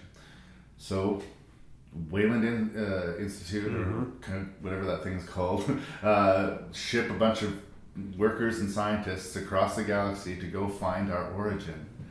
So many science fiction movies are about this. We want to meet our maker and have a conversation with them, and none of them have the guts to pull the trigger on it. Yeah. It's not Star Trek, not like they'll get us right to the edge where we're going to meet our maker, and either it's not our maker, or he's not going to offer any answers, right? Yeah. Well, that exact thing plays out here. It's all set up, zero payoff. So yeah, we get to this ancient ruins of what they're calling these engineers, and in order to retrofit the engineer design, which is 100% Ridley, he wanted them to be the big humanoid creatures. The elephant shell that we saw in that alien ruin from the first movie was actually a spacesuit. They weren't these big elephantine creatures, which I'd been imagining since the early 80s, right? Right there, that's a retrofit. And even in the documentary, the people admit that was Ridley's idea, and most of the people were not on board until they actually saw the engineer on set. Right, and then they thought, so they're just big people? That's lame, Ridley, right? Right. Why establish this huge elephant suit, or it would be a different alien because it came out of a different creature. There was so many things, but Ridley Scott's not interested in making an alien movie, and I think that was the problem. He was interested in making this origin movie, we want to find where we came from, and maybe we will. And the problem is, that scene happens. We finally get to the point where we find a living engineer, and Wayland, and we can get into Guy Pearce. He's playing that card later. Yeah. He goes to talk to his creator and say, you made us, why? You're threatening to get rid of us, why? Do you have the key to immortality? What's that conversation going to be? And what that conversation is I'm going to rip off the head of your robot and smash your head in with a helmet. So disappointing. Well, and even watching disappointing. Some of the extras on it too, even in the finished film, they cut out the few lines of text that they even did give the engineer in the first place. Yeah. It's just now the way it stands in the finished film is it's just ripping off the head of Fassbender and a swift backhand to Guy Pearce, and then trying to hunt down everybody else because I wasn't happy with how you turned out, so I'm gonna destroy you. And the fact that he seemed outraged that they're there, like the fact that they've managed to get to a point where they could travel and find him, seems to make him even more angry. He is as much or more a threat than the aliens themselves, it seems. Yeah. But we're never given that answer. Why? Yeah. We're never given that answer. The one thing I guess I kind of hung my hat on, going, okay, I guess maybe this is be careful of the questions that you don't have an answer. Because it's like you probably won't get the answer that you want. Mm-hmm. And and that's obviously what happens in this film. It's like you have your heroes, or you have, you've set up this stuff on this pedestal. Like, oh, if we can just figure this out, we'll have it. It's like, well, what if you don't get what you want? And that's definitely what happens across the board to the people in this one, to the point where, in true kind of tip of the hat to Alien fashion, is, one person gets out of there. Everyone else is dead. Well, I guess one person in the head of a robot. And Fassbender is going to be in the new one, playing two different Davids or whatever. Yeah, one's David and one's got a different name, a newer version of the same thing. So he's playing double duty in the new one, apparently. Well, I mean, they definitely seem to have learned from their mistakes. Just from seeing the trailer to this new Alien movie, Alien Covenant, we're bringing you the monsters, we're bringing you the scares. Clearly that's going to be a horror movie. Like, it almost seems like Ridley Scott admitting that Prometheus was a misstep. I haven't seen that movie, I shouldn't speak to it. But here's my evidence as to why Prometheus utterly fails. Two very, very talented actors. Guy Pearce, Charlize Theron. Terrible in this movie. They have no characters. Charlize Theron's character is utterly unlikable, and worse than that, she doesn't make any sense. Like, I don't understand why she needs to be this much of a bitch to everybody. I don't understand if she's such a hard ass, why she's so easily manipulated. Like, from the second she opens her mouth, she's just terrible to everyone. And we're never given a reason why or a redemption. That's her whole arc. I am terrible to people. I look down on people. Yeah, and I guess the only thing I can think of is just, and we don't get any insight. And part of the reveal later is that it's Wayland's her daddy. Yeah, Wayland's her dad. It's like, so is he the reason the way she is? Well, they might be deleted scenes, because then we go to Guy Pearce. Why is Guy Pearce playing that role? Even if, like, I'd heard that they did, like, some shots that were supposed to be in the past where a younger Wayland was doing, like, a TED Talk type of thing. Yeah. Fine, if you wanted a younger film, but the special effects are so good everywhere else in the movie. The old age makeup looked not great on Blu-ray, but I have to say, in the theater, it looked hilarious. It looked like not credible. Right. And because we only see Guy Pearce as this old man in this version of the movie now, pretty much, the question just has to be why. Mm-hmm. Not even why narratively is he there, because he shows up for that scene where he confronts the engineer and then gets killed. Yeah. Right? Yeah. But why Guy Pearce? Like, that seems like an obviously, like, even if you'd hired Guy Pearce and the script changed, we say, sorry guy, we're going to let you out of your contract. Yeah. They tried this. Similar thing happened on The Green Mile, the Frank Darabont, Stephen King movie. Yeah. They aged Tom Hanks so that he could do the bookends. And even though they got the top people in the world, just didn't look right. Right. So they hired an old man to play old Tom Hanks, and it was for the better of the movie. And it's that kind of mistake that just seems so obvious. Like, you're making this epic prequel to Alien that's going to have ridiculous expectation to it. There's no emotional payoff to your movie. There's one likable character, and like, what happened? What happened, Ridley? Even things like, this is getting nitpicky. No, things to pick fine. up. That's what we're doing. They're outside. They're running for it. They've the ship's captain and his two pilots. They kind of do their suicide. They do the kamikaze suicide crash to take it down so it can't leave. And the engineer ship is crashing. It's crashing, and now it's going on the surface, and it's on its side. It's this kind of circular, incomplete circular ship thing, and it's on its edge, and it's rolling. And they're just running in a straight line. It's like serpentine, guys. Yeah. If anything, like if Alan Arkin has not taught us anything, it's like just run to the side and again out of the path of the thing that's going to crash. That is a production problem, because I guarantee you, as much as there was practical effects everywhere, Naomi and Charlize were running against a green screen. They had no fucking idea what they're so running from. This is not a performance thing. This is a bad execution. We needed to understand why they couldn't veer several feet to the left or right to avoid being crushed. Other than running in a straight line with the huge thing that's obviously following that. I've heard defenders of the movie just say, oh, screw you guys, man, it's panic. They just panicked and they started running. And that's real.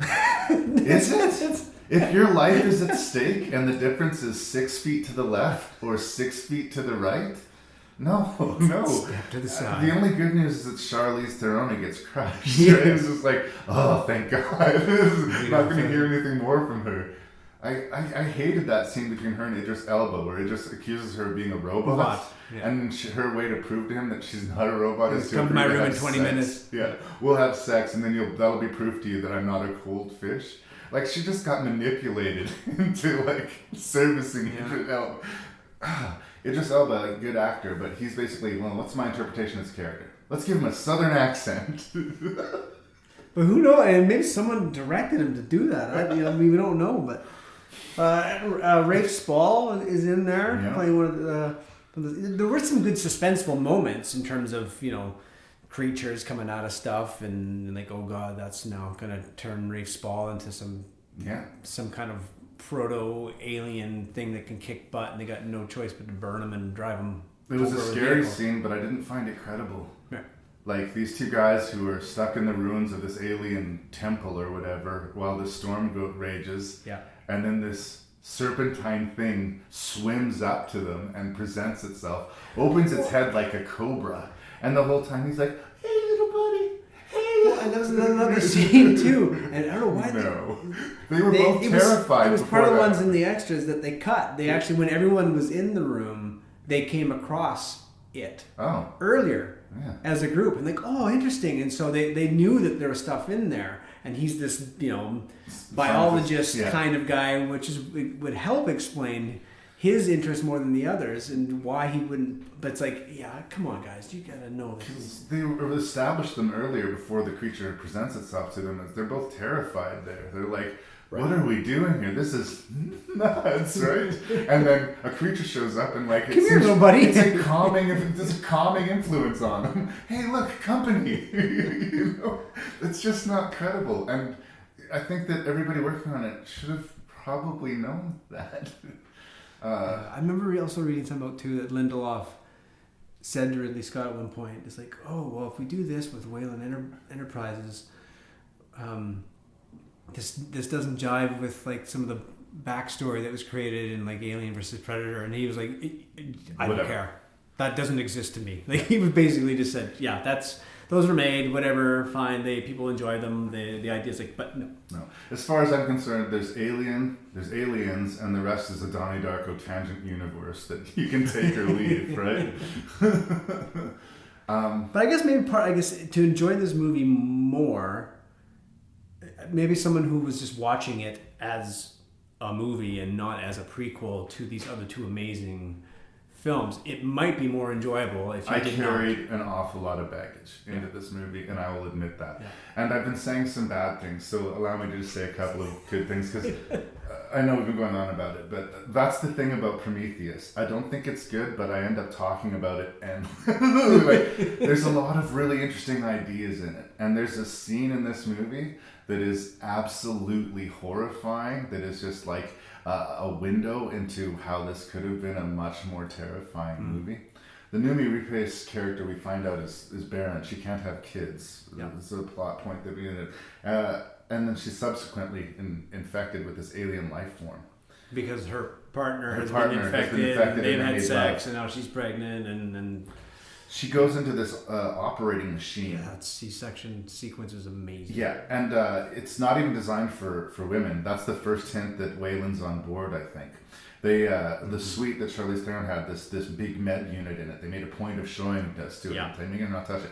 She realizes she has the alien and she runs for that thing, and she asks for a cesarean section. They said, this unit's designed for men. So she has to program it to remove a foreign body from her abdomen. Surgery, And we see the surgery go down. We see this alien pull from her while she's conscious. In a closed tube. And then she's trapped in this room with this writhing thing that is birthed out of her. And that sequence is fucking amazing. Yeah. Like, it's just like... It's jaw-droppingly good. That was an incredible scene. And there's an example, too, of a character who doesn't have a military... Because she's a scientist. She's there because she's a scientist. So it's like, there's a fright level of like, oh my God.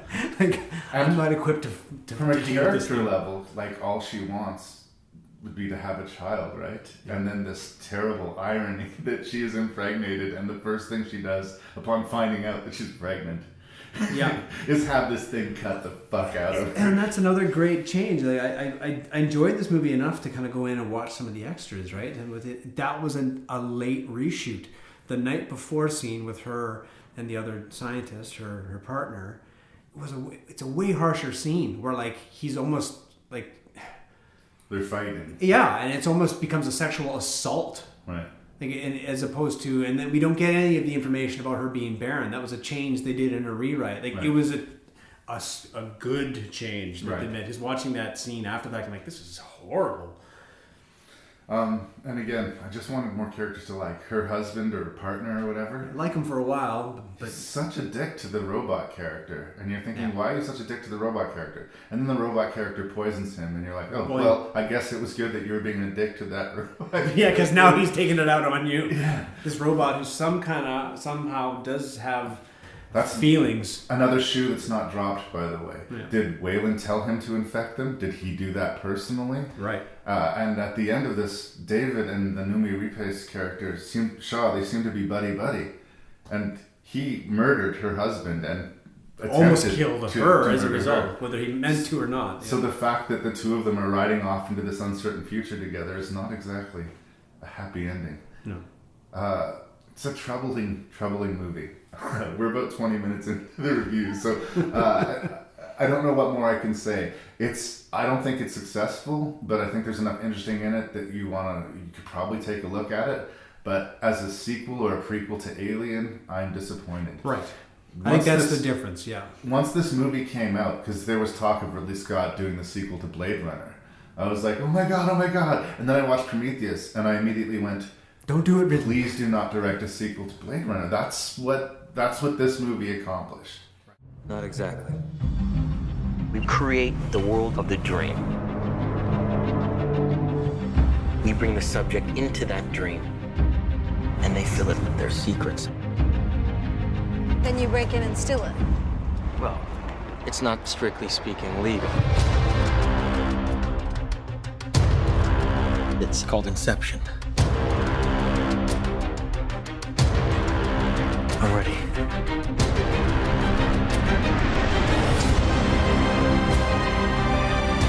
I think I found a way home.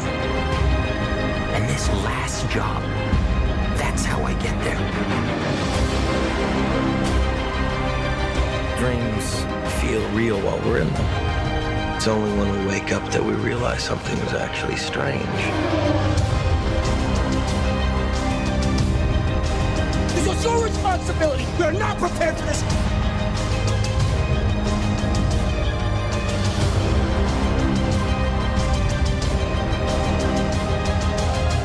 The dream's collapsing. I have it under control.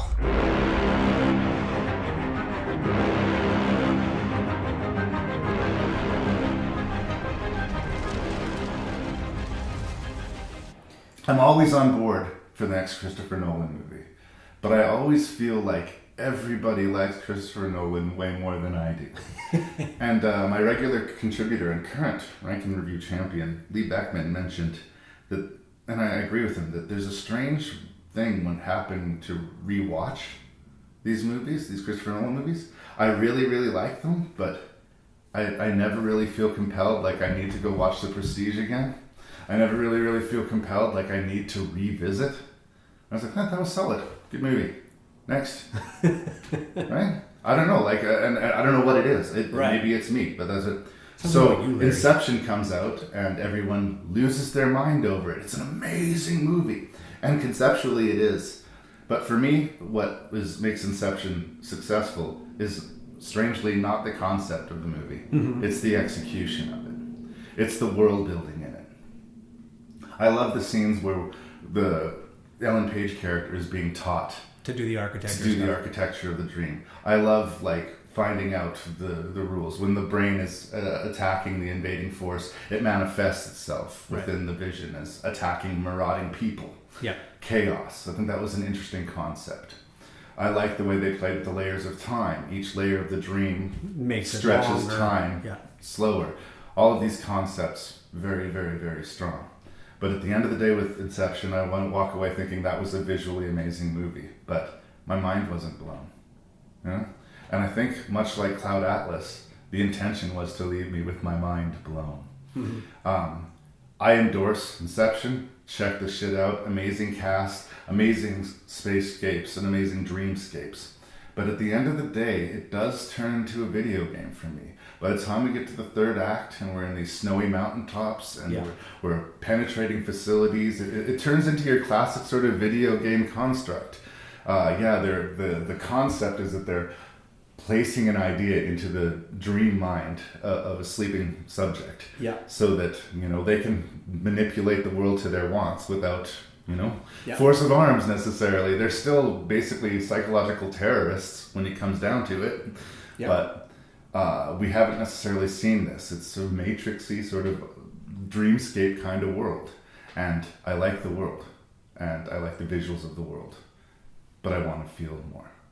Yeah, you kind of touched on one of the things that is kind of a critique, a negative critique for me, is that if Ellen Page's character is this crackerjack architect, builder of these dream worlds and whatnot, especially when you know, and it's been talked about that you're going to be sedated, so being shot in the dream won't wake you up. Yeah. Why would you create a dream level of a military compound where people are gonna have guns and shit? Like what? Like that just made me other than it'd be cool to have, we're gonna have a shootout. It's gonna be but you would never build that as a place to go. Would you not try to make it as? Yeah. I think that another thing that would have made it more interesting for me is that if we knew the dreamer more, the Cillian Murphy character, who they're trying to concept. Another movie that this has echoes of, which is not a good movie, but I think accomplishes the dream world in a better way, is called The Cell. Mm-hmm. J-Lo is injected into the brain of a serial killer, Vincent D'Onofrio. And the landscapes inside his brain are fucking dark and crazy and creative. But we know that this guy is insane, that he spent all these years kidnapping women and that he's been abused. So all of the imagery that we see within the dream is reflected of this poisoned mind. Right. We don't know Cillian Murphy's character. We know he's got some daddy issues, but they basically want his dad's dying and they want him to sell off his dad's business after his dad's gone, basically, so that the man who hired them can have more financial success and continue to close his fist over the world or whatever. Ken Watanabe. Yeah. And that's the thing too, is how are we supposed to feel about this when they actually pull it off? Was this a good thing? These are bad guys. That's what I was going to say. Yeah. We're cheering for Leonardo DiCaprio because we want him to get back to his kids. Yeah, we want him to get back to his kids, and he loved his wife, and he's good, but he's a gun for hire in a lot of ways. Like he might as well be doing a political assassination or something like this. He's doing evil for money, and he is our protagonist. You can't fight just the concept of the movie of exploring someone's dream and inserting an idea as being a really cool concept for sci-fi. But like I say, in this age of movies like The Cell and like Doctor Strange, where there's always a reality to these dreams in some stretch. I mean, I know a train drives through downtown Manhattan, but it's still downtown Manhattan. There's maybe this Bond base in this mountain in the Alps, but it's still a mountain in the Alps. When you're dealing with someone's dreamscape, everything's on the table. It seems to me like you don't have to be limited even by reality. No, it's a really good point. And it seems greedy to want more from a movie that's this ambitious, but I kind of do. And I love. There's a whole bunch of reasons why I love Christopher Nolan, not just because I think he makes interesting films. I've adopted this approach when I've directed plays. I call it the Christopher Nolan approach in terms of his ensemble. I always have a couple of people who I did the last project with in the play that I'm doing. And I always try to have at least one, if not more, people who I've never worked with on that particular project. So there's always this mix of old and new, and you're kind of, spreading the gospel, trying to find this is the way I work. And so when you end up working with that person again, whether it's on the very next one or if it's a couple plays down the road, you're starting to develop a shorthand. You know how each other works, and you kind of have these. It's the closest thing to a rep company ensemble you're ever going to get in movies. I think, you used to have an old studio system where you kind of had a stable of people who you knew you could go to. Yeah, you're under contract for such and such pictures, so. But I just find it super fascinating that he ends up having these people where Michael Caine's and everything. Yeah. Well, and I like that too. Like Wes Anderson seems to have a stable of actors that he'll come back to. And that's cool as long as you're casting the right people for the part. Yeah. There's also the Joe Dantes of the world who will go out of their way to put their buddy in a movie, even if their buddy not is ready not for the part necessarily or right for it. Yeah. Yeah. Yeah, and I think for me too, like I like DiCaprio, but I've never really loved him in stuff. Like I liked him just fine in it. The moment when he's recounting the story, when his wife jumps, that actually that was his best moment in that whole movie. Like, well, there was something about his reaction to it. I'm like, I bought that. Part of this story is that he and his wife were like dream explorers or whatever. They were sort of getting into this tech, which he would end up eventually using to do his inception. But they ended up being trapped in a dream world for like years. Or at least what felt like years, but it was overnight. And she couldn't handle being unplugged from the dream, so much so that she believed that the real world was the dream, and that if she killed herself, it would bring her back. Right, because that was what he had to plant in her brain in the dream, to lay their head down on the tracks and get hit by the train to come back to reality. Yeah. And now it's been planted in her head that he's incepted her, and nothing he can say will convince her otherwise. Yeah. And that made more sense upon second viewing. The first viewing, I actually kind of missed some of that. Right. I thought like the fact that she went out of the way to stage the fact that he'd murdered her seemed like a little bit too far. Like, wouldn't it be, if you're wrong about this, girl, you're really wrong. You're really wrong about this. Now, not only are you dead, but you've sent your innocent husband to jail for a long time. But you're right, because I missed that on the first pass. Right. That idea had been burned into her brain, that this world is what we make it, and there's nothing that we can do to hurt ourselves. Like, this is our world. We're just gonna wake up. Mm-hmm. Yeah. And she believes it to the very end, and that's heartbreaking. Yeah. It's heartbreaking. And that emotional point in the movie really works. The other sort of action stuff in it, like Joseph Gordon-Levitt has a really cool sequence where he's got a zero-G hallway fight, and he's got this whole series of things. He's got to tie a bunch of people together, get them into this elevator So when the drop happens, set some charges that will explode and somehow make gravity work for a few seconds. And that was the one layer of time where I really didn't feel, no matter how they edited it, he just did not have enough time to accomplish all that he had to do. Like, there was just no way. I mean, I went with it. Like, I let it go, but it was like, you guys are cutting some serious corners. that van is in super slow-mo coming off that bridge. Yeah. And I get it. That's why there's zero G. Like, the cars and free fall. It's a really hard movie to explain. I'm just going to assume that people who are listening to this have watched it. Because if I tried to break down the beat to beat of the plot, we're going to be here for another 20 minutes. I like that it's an ambitious movie. It rubs shoulders with things like Solaris and like The Matrix, but it is its own thing. It's a relatively original.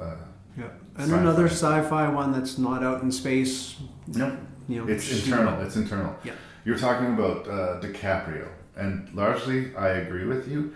For the first 30 years of his career, he had like bright spots. I mean, it's hard to deny What's Eating Gilbert Grape. Yeah. It's hard to deny like This Boy's Life. Some of his young. He had Basketball Diaries. Yeah. I quite liked him. He's strong, but for me, it just took him a little bit longer to grow into an adult.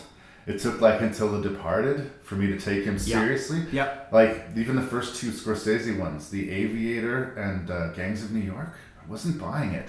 He didn't seem tough to me in Gangs of New York. And he just seemed like this 13-year-old boy, no matter what age he was supposed to be in The Aviator to me. At some point, the worm turned for me, and he finally became an adult, and I could see him. And like I say, I think it was around The Departed. Yeah, that makes sense. Yeah. And I liked him here, but I think I'll agree with you that I'm not sure I understand why DiCaprio is the Hollywood star these days. I think the years of him being like a teen beat heartthrob are well behind him, and I think he has established that he's a good actor. But that's the benefit of tying your boat to Martin Scorsese for 10 years. Yeah. Right? Like he's gotten better, and because he ends up always being attached to interesting films at this point because of, he does have a bankability and he does good enough work for sure. Like if someone said, "Hey, do you want to be in a DiCaprio movie?" I'd think, yeah, for sure, I'd do that. But if I was making a list of greatest living actors, I don't think he would be there. But if I was making a movie and I wanted a good box office opening, you could do a hell of a lot worse for a leading man. Yeah. I think after all of this talk about Inception and around Inception, what I come down to is that I think it's a good movie. I don't think it's a great movie. Most people seem to think it's a great movie. It's just like everyone's favorite movie. It's I think it's really good. And I will watch the next Christopher Nolan movie, but that is very consistent as to how I feel about Christopher Nolan. I remember after seeing this one finally, we were like visiting my mom and it came on the movie channel and finally saw it. And I love that moment of cutting away at the very end with the top. Is he asleep? Is he a dream? Yeah. Does it matter? But then I remember watching then when Dark Knight Returns came out, because he was doing movies in between each one. I'm like, I wanted him to do it again. I wanted Michael Caine to look over, and I didn't want him to cut to the table. I didn't want to know if it really was Bruce Wayne. Right. Over the other, and I'm like, I felt like he chickened out. I think he got so much flack on the cutaway at the end of this one. They're like, I gotta show him. I was like, no, you could have just. Don't get me started on The Dark Knight Rises. Please watch Inception. Like I said, I like the movie. Most people like it more than I do, but that's still an endorsement. Yeah, it's a great cast.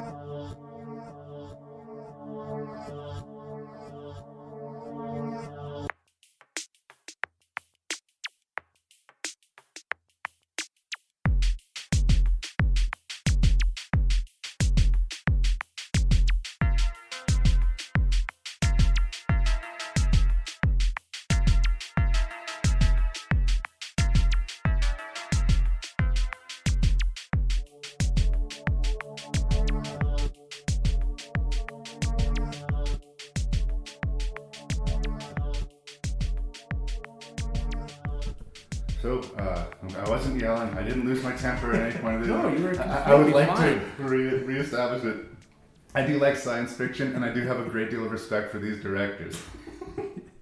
Now that being said, it's funny that I give all the rope in the world to like all these like terrible low budget slasher movies. It's like, yeah, you can see a boom in that shot. But that didn't make sense. They're in space. What the fuck are you talking about? But yeah, like I said, if you have hundreds of millions of dollars and you've been making movies since the late 70s or early 80s, I'm gonna judge you on a higher level. So it's not just that I'm a snob. I'm not saying that I'm not a snob, but it's not just that I'm a snob. So I'm very interested to hear how are these ranking. What was your least favorite of these sci-fi director masterclass movies and why? I put Sphere. I put Sphere as my last one. I don't know. Ultimately, at the end of the day, it didn't do it for me. I didn't find the story interesting enough. I think the fact that it's the oldest one that we reviewed in terms of its date of release, and yet it's taken me this long to revisit it, and only because it was on the list with the other five. Yeah. So I probably it was going to have to do some work to. Yeah, it's not that I hated it, but compared to the other five, it's like it was an easy choice for me on that one actually. Fair enough. Yeah. You're not going to hear a lot of pushback there. No. Do you want number 5? Yeah, please bring it on down. I went Avatar. Mm-hmm. Avatar was 5 for me. Visually amazing, but the story is pretty cookie cutter. I thought that terrain has been covered many times, and bright shiny things only get you so far with me. It got him pretty far. What surprised me was that... And I will go see the sequels. Yeah, it surprised me the repeat business for Avatar. In order for a movie to become like one of the highest grossing movies of all time, that means a lot of people saw it 2 or 3 times, right? Yeah. For me, like I eventually saw it once. I didn't go opening weekend. I saw it once and I got, that's visually spectacular. That's all. Yeah, I hadn't seen it again in its entirety until this one. So actually, that's kind of a recurring thing with some of these ones. It's like if I had seen it only once before, I have never watched it again. Yeah. That's kind of an indication. I went to Solaris. I think I wanted a bit more out of it, having finally seen it. Right. But it's unique. It's like like I talked about it earlier. The slow burn, different type of sci-fi film that that I've actually enjoyed more than I thought I was going to once it started. I had high expectations, and then I started, and I'm like, I don't think I'm going to like this. All right. And then by the end, I'm like, oh, no, I kind of won me back towards the middle. Then I went Prometheus. If I look at it on its own. Right. If I That's try to not look an Aliens franchise. If I put it in part of the franchise, then it kind of does hurts. does all this other stuff. But just in terms of watching it on its own standalone film, and maybe because I haven't seen the other Alien movies for so long, that I was able to go, there's some good performances in it, despite other ones that drove me absolutely crazy. Fun fact, you know who wrote Alien 4 Resurrection? David Fincher. No, Fincher was on 3. Fincher directed 3. Joss Whedon wrote Alien. He did Resurrection. He wrote it. Fun fact. Yeah, I know you're rubbing your neck like, really? What the? Really? So Prometheus fights its way to third place. Yep. And then I put Inception. And I guess it's the only one I own. Right. Out of all these ones. Not that I have a huge catalog anymore, but Inception, I like Christopher Nolan. And again, I think that it and Cloud Atlas are kind of these two big idea movies. And I'm a sucker for big idea. Yeah. And so I did Cloud Atlas too, because that one I have gone back to a couple of times, just because I'm like, man, this thing is so dense. Yeah. Not without its faults, but I love a movie that makes me work. Yeah. And Cloud Atlas makes me work harder than Inception, so Cloud Atlas was my number one. And I didn't always know where I was with Cloud Atlas, but I was always engaged by it, right? I wasn't frustrated. I was just like, I was working with the movie. It was like a conversation was happening, So yeah, that's a pretty good list. We're pretty close. Like I said, I surprised myself with this list. Yeah, and I can hear the internet already just yelling, bullshit! But here we go. I agree with you, and I'm surprised, but it's true. Sphere goes to the bottom of the list because it's just uniformly bland. Yeah, and it shouldn't have been. The cast is good. The concept is strong. Like it just isn't successful in anything it's trying to do. Like that's unfortunate, and I do love Barry Levinson. Like. By all means, check out The Bay, this found footage horror movie he did. Check out Good Morning Vietnam. Check out Wag the Dog. If I'm not mistaken, he did Sleepers, which is Sleepers, yeah. Great. This really fucked up Robin Williams one called Toys. Yeah. It's just absolutely insane. So I hate throwing Levinson under the bus like this and putting. Well, someone's got to be sixth.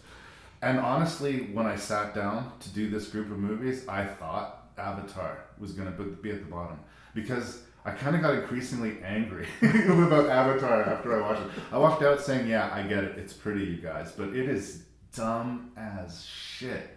And why is nobody noticing that it is dumb as shit? And the longer it went on and the more money it made, and the more it was just like, come on, you guys, this movie is stupid. And Larry was standing out on the corner of a sidewalk with a sign, Avatar is a weak story. And if it was just stupid, I could even get by that because I like watching stupid movies. But it also borders on offensive at times.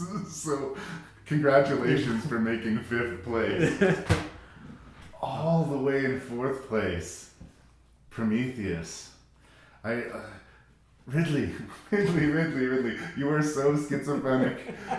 You will make movies that are amazing, and you will make movies that are utterly perplexing. And this one is sort of in the middle of those two. Like, there's great scenes where you can understand, same guy who made Alien made this movie, but Alien is amazing, and this is frustrating. Right. So, I remain cautiously optimistic about Alien Covenant on the strength of the trailers, although I also understand that trailers are designed to make you want to watch the movie. Yeah. And honestly, I might be more excited about it if Scott wasn't directing at this point.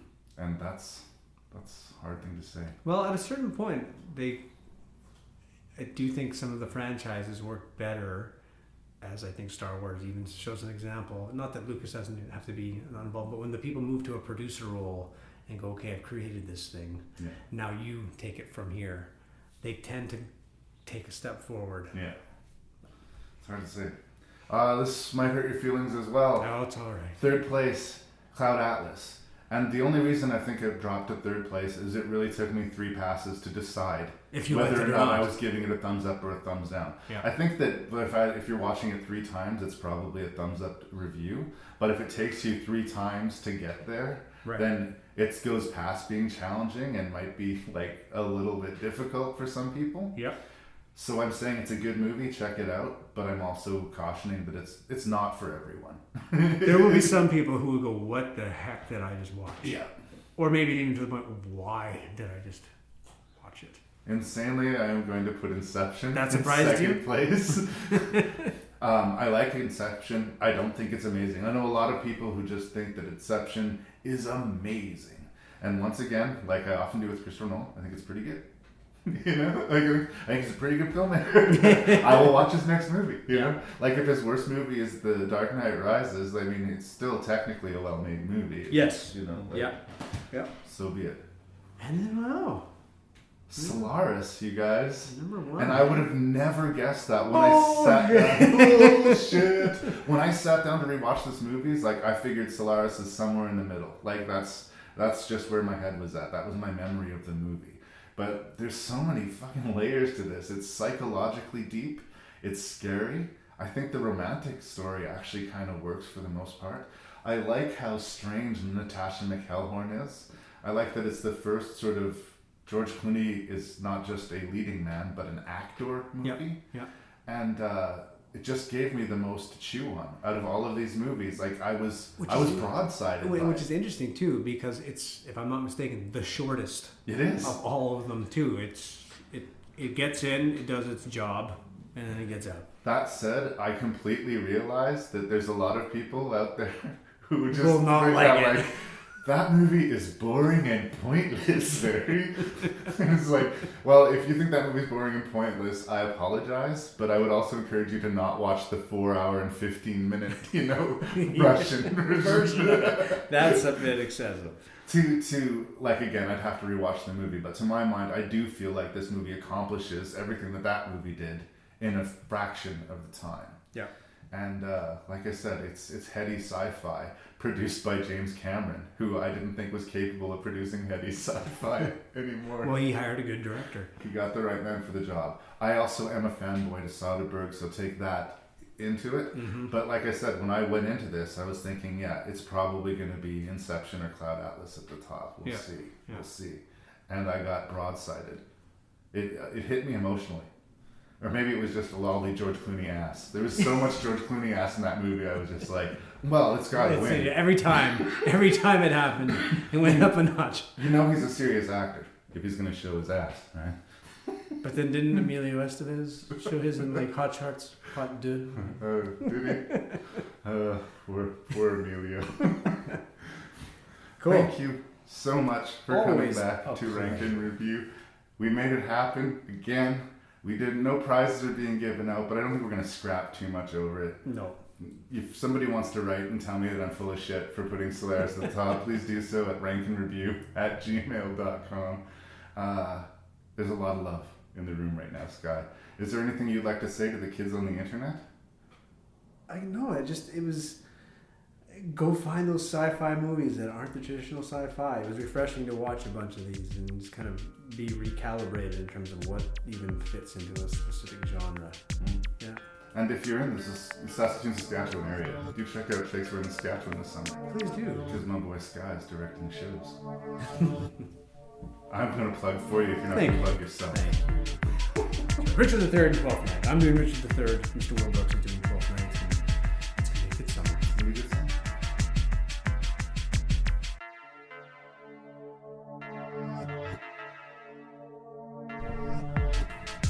I know, it's crazy. I picked Solaris as the best movie of those. That's like, I kept on looking at the list and it kept on seeming crazy, but it's just how I felt.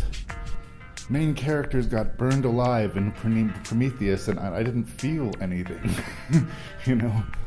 Anyway, it's a very subjective thing, reviewing science fiction movies or any movies, and thanks for bearing with me, and please let me know what I got right and what I got wrong.